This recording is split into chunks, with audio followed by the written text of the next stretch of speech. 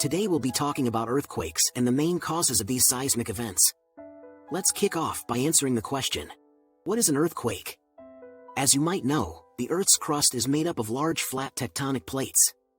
These plates are constantly moving, either sliding past, colliding, or moving apart from each other. When excessive movement creates a buildup of stress along a plate boundary, it can result in the sudden release of energy, causing the ground to shake and vibrate. This release of energy is what we call an earthquake.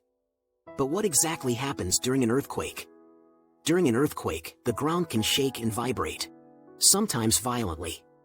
The intensity of the shaking can vary, depending on the magnitude of the earthquake and the distance from the epicenter, the point on the Earth's surface directly above the source of the earthquake.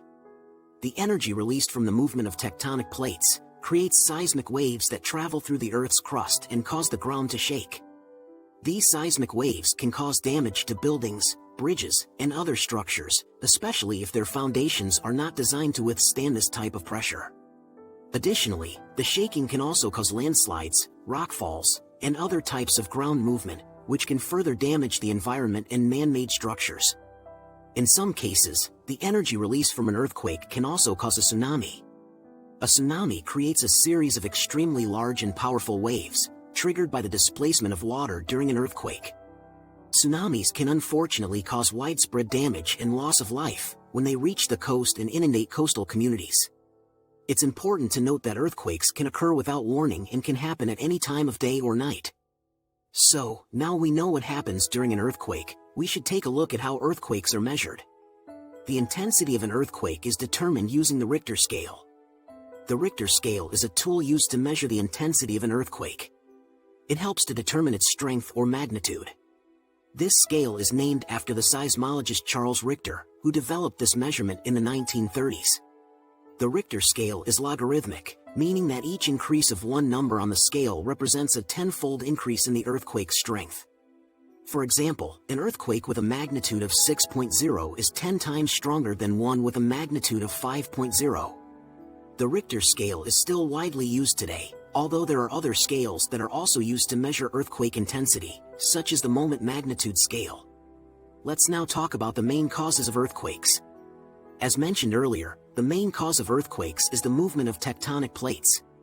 But there are also other types of earthquakes that can occur, such as volcanic and man-made earthquakes. Volcanic earthquakes are caused by volcanic activity, such as an eruption or the movement of magma. Man-made earthquakes can be caused by activities like underground mining, fluid injection, and the construction of large dams. In recent years, there have been widespread concerns around fracking, the process of extracting natural gas from the earth, as a potential catalyst for earthquakes.